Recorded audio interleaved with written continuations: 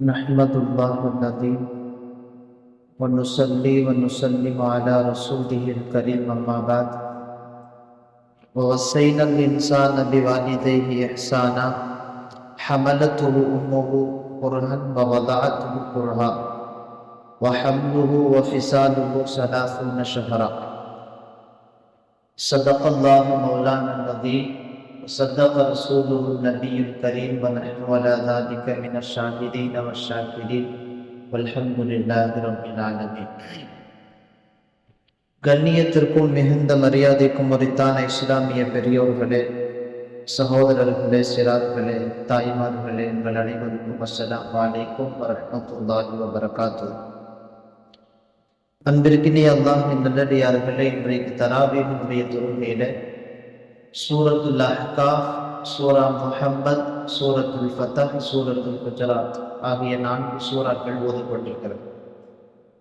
ஓதப்பட்ட சூறாக்களிலே சூரத்துல் அஹ்காஃப், அந்த சூரா அஹ்காஃபினுடைய 15வது வசனத்திலே அல்லாஹ் சொல்லுகிறான், வவஸ்ஸைனல் இன்சான பிவாலிதைஹி இஹ்சானா, உங்களுடைய பெற்றோர்களோடு நல்ல முறையில் நடந்து கொள்ளுங்கள் என்று நாம் உங்களுக்கு வசியத்து செய்கிறோம். வஹமலத்துஹு உம்முஹு, மனிதன் அவனுடைய தாய் அவளை சுமக்கிற போதும் கஷ்டத்தோடு சுமக்கிறான். வவதஅத்துஹு குர்ஹா, அவளை பெற்றெடுக்கிற போதும் கஷ்டப்படுகிறான். வஹம்லுஹு வஃபிசாலுஹு 30 ஷஹரா, ஒரு மனிதனுடைய கர்ப்ப காலமும் பால் குடி காலமும் இரண்டும் சேர்ந்து சுமார் 30 மாதங்கள், அதாவது 2.5 வருடங்கள் என்கிற செய்தியை அல்லாஹ் இந்த வசனத்திலே சொல்லுகிறார். இந்த வசனத்துக்கு கீழே முஃபஸ்ஸிர்கள் பல்வேறு செய்திகளை சொல்லுகிறார்கள். மிக முக்கியமாக ஹம்லுஹு வ ஃபிசாலுஹு 30 ஷஹரா அப்படிங்கிற இந்த வார்த்தைக்கு கீழே பல்வேறு செய்திகள். அதுல ஒரு செய்தி என்னன்னு சொன்னா, ஹம்லுஹு வ ஃபிசாலுஹு, ஒரு தாய் ஒரு குழந்தையை தன்னுடைய கர்ப்பத்திலே 6 மாத காலங்கள் சுமக்கிறாள். அதற்கு பிறகு 2 வருடம் அவளுக்கு, அந்த குழந்தைக்கு அவள் பால் கொடுக்க வேண்டும். இது நீங்க மொத்தம் கணக்கு போட்டீங்கன்னு சொன்னா 2 வருஷம் 6 மாசம், மொத்தமா 30 மாசம் வரும். அல்லாஹ் இந்த சூறாவில் அதுதான் சொல்றான், 30 ஷஹரா. இந்த வார்த்தையை வைத்துக்கொண்டு ஃபிக்ஹினுடைய கிதாபுகளில் ஒரு தாயினுடைய கர்ப்ப காலத்தில் குறைந்த அளவு எவ்வளவு, பால் குடி காலம் என்பது எவ்வளவு என்பதை இந்த ஆயத்தை வச்சுதான், அடிப்படையா வச்சு, இதை ஆதாரமா வச்சுதான் சட்டங்களை எழுதுறாங்க. இமாம் அபூ ஹனீஃபா ரஹ்மத்துல்லாஹி அலைஹிட்ட ஒரு பெண் 6 மாதம் அவருடைய கர்ப்பம் நிறைவடைகிற போது அந்த குழந்தை வெளியே வருவதற்கான எல்லா சாதக அம்சங்களும் அந்த குழந்தையில் வந்து விடுகிறது. இன்னைக்கு 10 மாசம் அப்படிங்கிறது நாம ஏற்படுத்தி கொண்டது. ஆனால் உண்மையில் ஒரு குழந்தை 6 மாசம் முடிஞ்ச உடனே அந்த குழந்தை வெளியே வருவதற்கான எல்லா பக்குவ நிலைகளும் அந்த குழந்தைக்குள்ளே வந்து விடுகிறது. அது இன்னைக்குள்ள ஆராய்ச்சியும் சொல்லுது. எனவே தான் 6 மாசத்துக்கு பின்னால கொஞ்சம் கவனமாக கர்ப்பிணி பெண்கள் இருக்கணும், எப்ப வேண்டுமானாலும் குழந்தை வெளியில வருவதற்கான வாய்ப்பு இருக்கிறது என்கிற அந்த விஷயங்கள்லாம் அதை அடிப்படையாக வச்சுதான் சொல்லப்பட்டிருக்கு. அதே மாதிரி 6 மாசத்துக்கு பின்னால அதற்கு மேல் எவ்வளவு காலம் வரைக்கும் குழந்தை வயிற்றுல இருக்குங்கிற செய்தியும் ஃபிக்ஹுடைய கிதாபுகள்ல எழுதுறாங்க. 2 வருஷம் வரைக்கும் குழந்தை வயிற்றுல இருக்கலாம். இப்போ 10 மாசத்துக்கு 1 நாள் 2 நாள் தாண்டினாலும் ஆப்ரேஷன் பண்ணி தூக்கிடுறானுங்க. ஆனா உண்மை என்னன்னு சொன்னா, ஃபிக்ஹுடைய கிதாபுகளில் எழுதப்பட்டிருப்பது கர்ப்ப காலத்தினுடைய குறைந்த அளவு என்பது 6 மாசம், அதனுடைய அதிகபட்சம் என்பது 2 வருடங்கள். 6 மாதத்திலிருந்து 2 வருடத்துக்கு இடையில் எப்போது வேண்டுமானாலும் அந்த குழந்தை வெளியிலே வரலாம் என்கிற அந்த சட்டத்தை ஃபிக்ஹுடைய கிதாபுகளில் இந்த ஆயத்தில் வரக்கூடிய ஹம்லுஹு வ ஃபிசாலுஹு 30 ஷஹரா என்கிற இந்த வார்த்தையை வைத்துக்கொண்டு முஃபக்கிஹீன்கள், இமாம்கள் நிறைய கருத்து வேறுபாடுகளை பேசுவதை கிதாபுகள்ல பார்க்கிறோம். சரி, இந்த ஆயத்துல நான் சொல்ல வந்த செய்தி அதுக்கு முன்னால என்னன்னு சொன்னா, சட்டங்கள் என்பது ஒரு பக்கம், அல்லாஹ் இந்த ஆயத்தை தொடங்கும் போது ஒரு செய்தி சொல்றாங்க, வஸ்ஸைனல் இன்சான பிவாலிதைஹி இஹ்சானா. ஒரு மனிதனுக்கு நாம் வசியத்து செய்கிறோம், அவன் தன்னுடைய பெற்றோர்களோடு நல்ல முறையில் நடந்து கொள்ளட்டும். வசியத்து அப்படிங்கிற வார்த்தை இருக்குதுல அரபியில, எப்போ சொல்லுவோம்னா அரபியில 2 வார்த்தை இருக்கு. நசீஹத் அப்படின்னு ஒண்ணு இருக்குது, வசியத்துன்னு ஒண்ணு இருக்கு. நசீஹத்துங்கிறது சாதாரணமான உபதேசம், எல்லா நேரத்திலையும் செய்யற உபதேசத்துக்கு நசீஹத்துன்னு சொல்லுவோம்.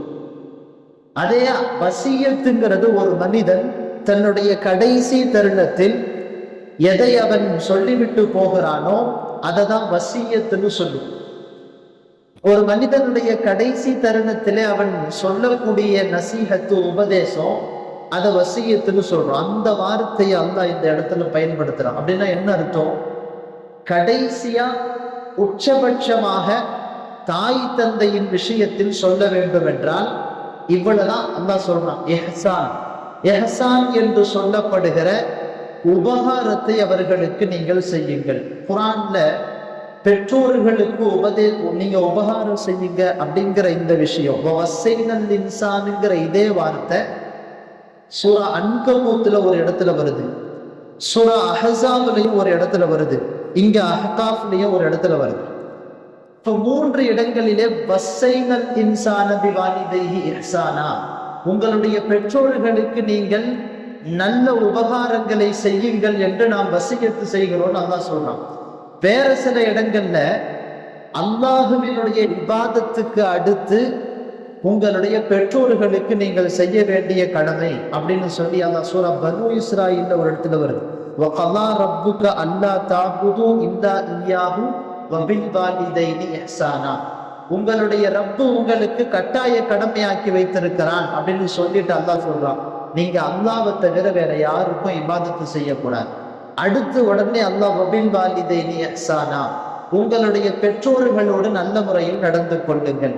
இந்த எஹ்சானுங்கிற வார்த்தை குர்ஆன்ல நிறைய இடங்கள்ல வருது. நிறைய இடங்கள்ல எஹ்சான் அப்படிங்கிறது பெற்றோர்களோடு சம்பந்தப்படுத்தி அல்லாஹ் சொல்றான். இந்த எஹ்சான்ங்கிற வார்த்தைக்கு என்ன அர்த்தம் அப்படிங்கிறதுக்கு நாம தஃப்சீர்களின் வாயிலாக போகணும்னு சொன்னா, பொதுவா ஒரு ஆயத்து, ஒரு குர்ஆன்ல வரக்கூடிய ஒரு வார்த்தைக்கு குர்ஆன் அல்லாமல் ஹதீஸ்ல அல்லது சஹாபாக்களினுடைய வார்த்தைகளில் அதற்கு விளக்கம் சொல்லப்பட்டிருக்கு. ஒரு சில குர்ஆனுடைய வார்த்தைக்கு குர்ஆன்லயே விளக்கம் வரும். நீங்க ஒரு ஆயத்துல அது வந்திருக்கும், அதனுடைய விளக்கத்தை வேற இடத்துல நீங்க போய் பார்த்தீங்கன்னு சொன்னா அதனுடைய விளக்கம் கிடைச்சிடும். இப்போ உதாரணமா இஹ்தின சிராத்தல் முஸ்தகீம், அல்ஹம்து சூராவுல நம்ம ஓதுறோம். சிராத்தல் முஸ்தகீம்னா என்ன அப்படின்னா, அல்லாஹ் சூரா பக்ராவுல அதனுடைய விளக்கத்தை சொல்றான். சிராத்தல் லதீன அன்அம்த அலைஹிம் கைரில் மக்தூபி அலைஹிம் வலல்லாலின்னு சொல்லி இங்க வருது ஒரு விளக்கம். சூரா அன்ஆம்ல நபிமார்கள், ஷுஹதாக்கள், சாலிஹீன்கள் எந்த வழியில் நடந்தார்களோ அதுதான் சிராத்துல் முஸ்தகீம் அப்படின்னு சொல்லி அங்க சொல்றான். அப்ப அந்த மாதிரி ஒவ்வொரு வார்த்தைக்கு குர்ஆனுடைய வேறு வசனங்கள்ல அதற்கான விளக்கங்கள் கிடைக்கும். அந்த அடிப்படையில வபில் வாலிதைனி இஹ்சானா அப்படிங்கிற இந்த வார்த்தைக்கு சூரா பனு இஸ்ராயீல்ல அல்லாஹ் ஒரு விளக்கத்தை சொல்றான். இஹ்சான்னா என்ன அப்படிங்கிறது. இஹ்சான்னா என்ன? உங்களுடைய பெற்றோர்கள் ஒரு முதிர்ந்த வயதிற்கு வந்த பின்னால் அவர்களோடு நீங்கள் நல்ல முறையில் நடக்கணும். நல்ல முறையில் நடக்கிறத நான் என்ன 4 விஷயத்தை அல்லாஹ் சொல்றான். ஒண்ணு, ஃபலா தகுல் லஹுமா உஃபின் வலா தன்ஹர்ஹுமா, உங்களுடைய பெற்றோர்கள்ட்ட உஃப்ங்கிற வார்த்தை கூட நீங்க யூஸ் பண்ணக்கூடாது. சி அப்படிங்கிறவங்க தமிழ்ல கொஞ்சம் வெறுப்பான வார்த்தைகள், அவர்களுடைய மனம் புண்படுகிற வார்த்தைகள், இந்த வார்த்தையை கூட நீங்க யூஸ் பண்ணக்கூடாது. முதல் செய்தி, வகுல் லஹுமா கௌலன் கரீமா, அவங்கள்ட்ட பேசும்போது கண்ணியமான வார்த்தைகள் பேச, அவர்கள் எந்த இடத்திலையும் மனம் போன்று விடாத வகையில அவர்களிடத்திலே வார்த்தைகள் அமைய பெற்றிருக்க வேண்டும். இது 2வது செய்தி. 3வது அல்லாஹ் சொல்றான், வஃபித் லஹுமா ஜனாஹத் துல்லி, உங்களுடைய எல்லா விஷயங்களையும் அவர்களுக்கு முன்னால் அடக்கி விடுங்கள். உங்களுடைய அந்த அகங்காரம், திமிரு எல்லாத்தையும் அடக்கி உங்களை நீங்களாக ஒரு கேவலமானவனாக உங்களை கருதி கொண்டு உங்களுடைய தாய் தந்தைக்கு முன்னால் நீங்கள் இருக்க வேண்டும். வஃபித் லஹுமா ஜனாஹத் துல்லின்னு அல்லாஹ் சொல்றான். ஜனாஹத்துல்லின்னு சொன்னா கேவலத்தினுடைய ரெக்கையை நீங்கள் அவர்களுக்கு முன்னால் சாய்த்து விடுங்கள் அப்படின்னு அர்த்தம். அவங்களுக்கு முன்னால நீங்க எவ்வளவுக்கு எவ்வளவு அடிபணிந்து போகிறீர்களோ உங்களுடைய வாழ்க்கை உயருவதற்கு அது காரணமாக இருக்கும் என்பதை அல்லாஹ் சொல்றான். 4வது கடமை வகுர் ரப்பிர்ஹம்ஹுமா கமா ரப்பயானி ஸகீரா. பெற்றோர்களுக்காக எப்பவும் துஆ செய்யணும்.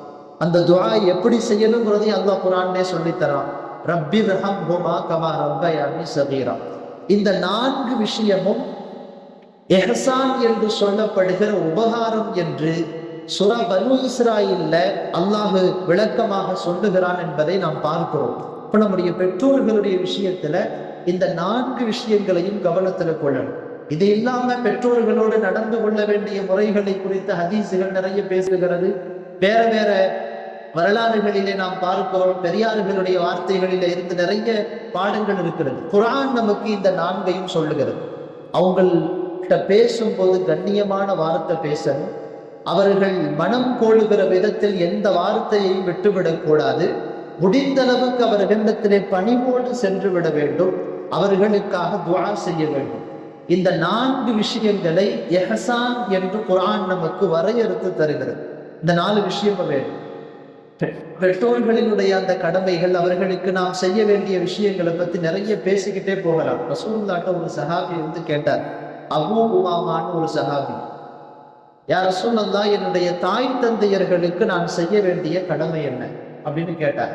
ரசூலுல்லாஹ் சொன்னாங்க, நான் வளவளன்னு லைனாலாம் சொல்லிட்டு இருக்க முடியாது, சுருக்கமா சொல்றேன்.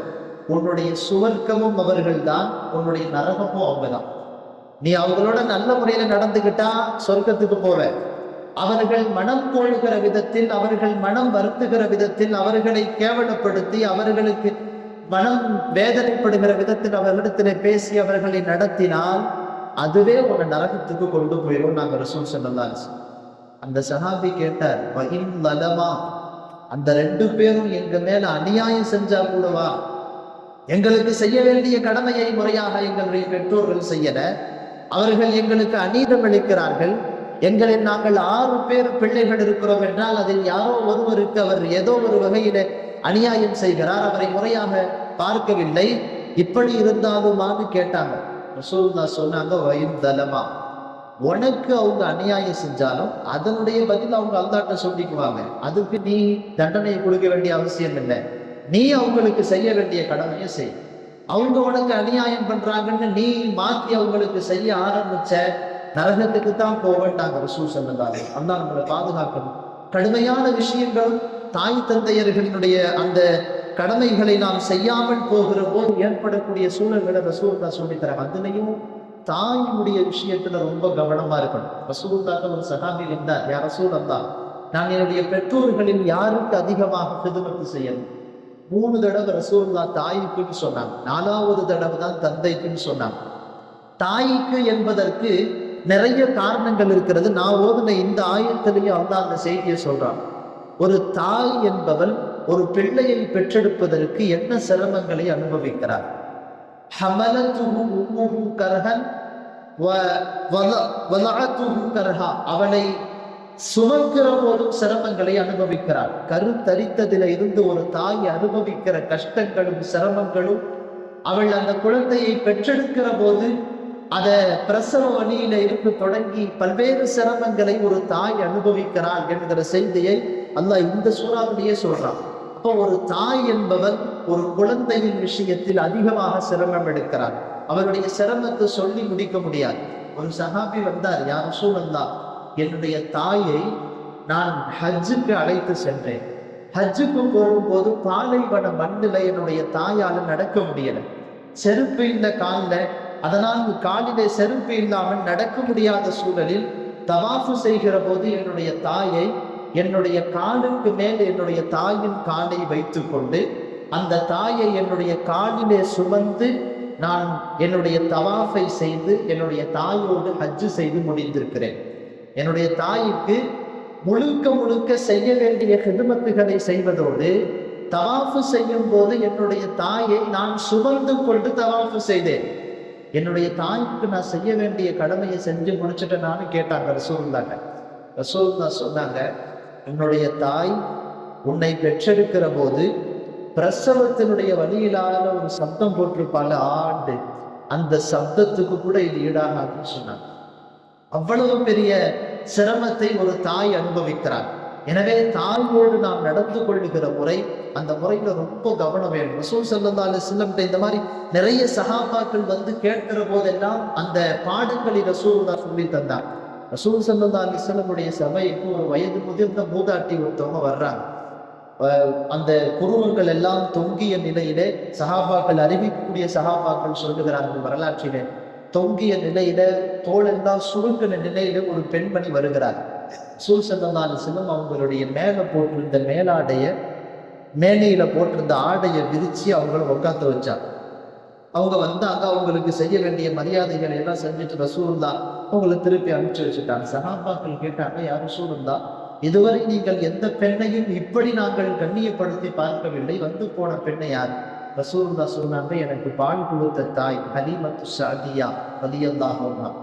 ரசூலுல்லாஹ்வை பெற்றெடுத்த தாய் அவங்களுடைய காலத்துக்கு முன்னாலேயே மௌத்தாயிட்டாங்க. ஆனால் என்னுடைய பால்குடி தாய் என்கிற அடிப்படையில் ஹலீமத்து ஸஅதிய்யா ரலியல்லாஹு அன்ஹா அவர்களை நான் கண்ணியப்படுத்தினேன் என்றார்கள் நபிகள் நாயகம் ஸல்லல்லாஹு அலைஹி வஸல்லம். அப்போ தாயை மதிக்க வேண்டிய முறைகளை ரசூலுல்லாஹ் சமுதாயத்துக்கு சொல்லி தர்றாங்க. தன்னுடைய மேல இருந்த ஆடையை விரித்து தன்னுடைய தாயை அமர வைத்து அவர்களை கண்ணியப்படுத்தி அனுப்பிய அந்த வரலாற்று குறிப்புகளை நாம குர்ஆன்ல பார்க்கிறோம். பொதுவாக பெற்றோர்களுக்கு செய்ய வேண்டிய கடமைகளில் முறையாக செய்து விடுகிற போது அதனுடைய பலனை அல்லாஹ் மறுமை வரை கூட லேட்டாக்க மாட்டான். இந்த உலகத்திலே காமிச்சிருவான். இந்த உலகத்திலேயே நல்ல வாழ்க்கை அல்லாஹ் கொடுப்பான். ஒரு கால் அவர்களினுடைய பணிவிடைகளில், அவர்களுக்கு செய்ய வேண்டிய ஹிதமத்துகளில், அவர்களுக்கு செய்ய வேண்டிய கடமைகள்ல குறை ஏற்படுத்திட்டோம்னா இந்த உலகத்திலேயே அல்லாஹ் காமிச்சிருவான். இந்த உலகத்திலேயே அதனுடைய கெடுதலை, அதனுடைய இறுதி ஒரு கெட்ட முடிவை அல்லாஹ் காண்பித்து விடுவான் என்று நபிகள் நாயகம் ஸல்லல்லாஹு அலைஹி வஸல்லம் சொல்றாங்க. லா யமூது அல் பாரு லா யமூது மைத்தத்தஸ்ஸு ஹதீஸ்ல வருது. ஒரு தாய் தந்தையர்களுக்கு நல்ல ஹிதமத்துகள் செய்யக்கூடிய, நல்ல முறையில் அவர்களோடு நடந்து கொள்ளக்கூடிய ஒருவன் கண்டிப்பாக அவனுக்கு கெட்ட மரணம் வராது என்றார்கள் நபிகள் நாயகம் ஸல்லல்லாஹு. இதை விட வேற என்ன வேணும்? மௌத்தாகும் போது கலிமாவோட நல்ல மரணம் வேணும்னு நினைச்சானா அவன் தன்னுடைய பெற்றோர்களுக்கு செய்ய வேண்டிய கடமைகளை செய்யணும். ஆனா இன்னைக்கு ஒரு தலைமுறை எப்படி உருவாக்கிட்டு இருக்குதுன்னா, தன்னுடைய பெற்றோர்களின் விஷயத்தில் ரொம்ப அசட்டையாக இருக்கிறார். தான் சொல்றதெல்லாம் செய்யணும் பெற்றோர்கள். அப்படி இருந்தாதான் அவங்கள பெற்றோர்களா ஏத்துக்குவாங்க. இல்லாட்டி அவங்களை இவங்க பெற்றோர்களாகவே ஏத்துக்க மாட்டாங்க. அவர்களின் விஷயத்தில் நிறைய மாற்று கருத்துக்கள் இன்றைக்கு இளைய தலைமுறையிடத்திலே வந்திருக்கிறது. ஆண் பிள்ளைகள் என்றால் அந்த ஆண் பிள்ளைகளுக்கு 2 கடமை இருக்கு. ஒண்ணு, பொருளாதார ரீதியான கடமையும் அந்த பெற்றோர்களுக்கு இவங்க செய்யணும். அவங்களோட நல்ல முறையில நடந்துக்கணும், ஹிதமத்துகளும் செய்யணும். பெண் பிள்ளைகளாக இருந்தால் பொருளாதார கடமை அவர்கள் மீது கடமையாகுவதில்லை. நஃபகா சுகுனான்னு சொல்லுவாங்க அரபியில. நஃபகான்னு சொன்னா செலவிடங்கள், சுகுனானா இருக்க இடம், அவங்களுக்கு ஒரு உறைவிடம்.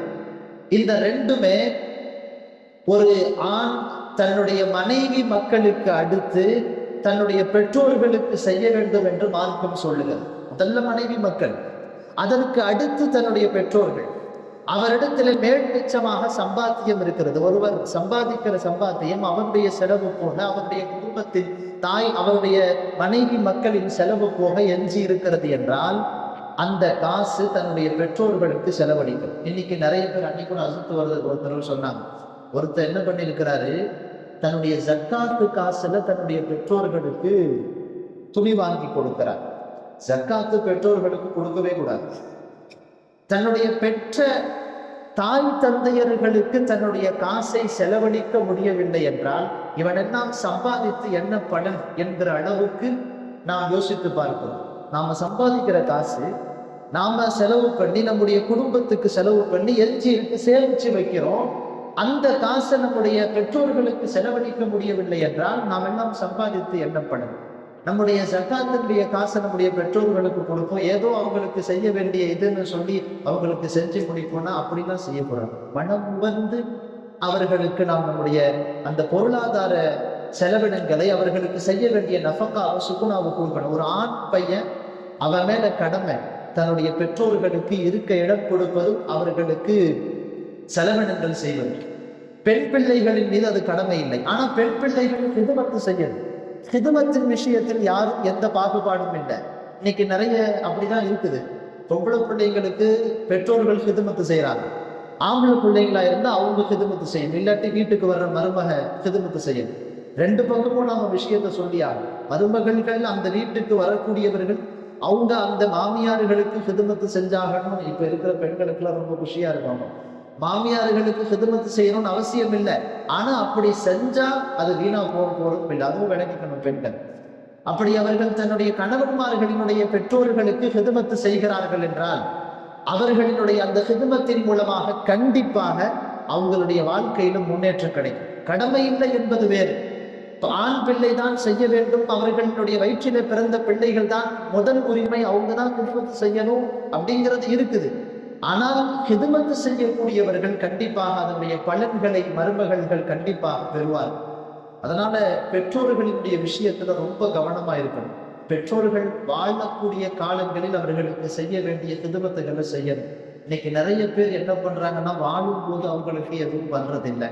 மௌத்தான பின்னால அவங்கள நினைச்சு நினைச்சு அழுகிறது. அவங்களுக்காக என்ன வேண்டுமானாலும் செய்ய தயார். அப்புறம் செஞ்சு என்ன பிரயோஜனம்? வாழுகிற போது அவர்களுக்கு நாம் அவர்களை சந்தோஷமாக வாழ வைக்க வேண்டும் என்பதை மார்க்கம் மீண்டும் மீண்டும் நமக்கு வலியுறுத்துகிறது. சரி, நம்மள நிறைய பேருடைய பெற்றோர்கள் வஃபாத்தாக இருக்கலாம்.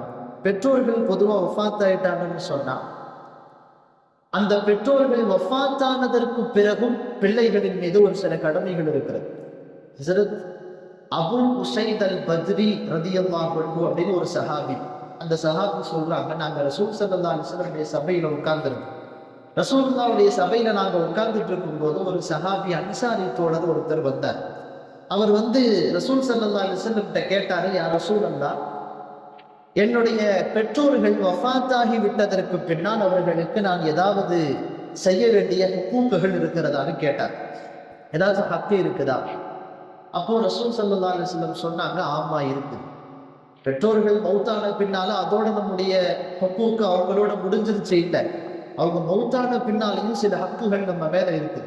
ரசூலுல்லாஹ் முதல் செய்தியா சொன்னாங்க, அவங்களுக்காக துஆ செய்யணும், இஸ்திக்ஃபார் செய்யணும். அதிகமாக மரணித்து விட்ட பெற்றோர்களுக்காக அதிகமாக இஸ்திக்ஃபார் செய்ய வேண்டும்.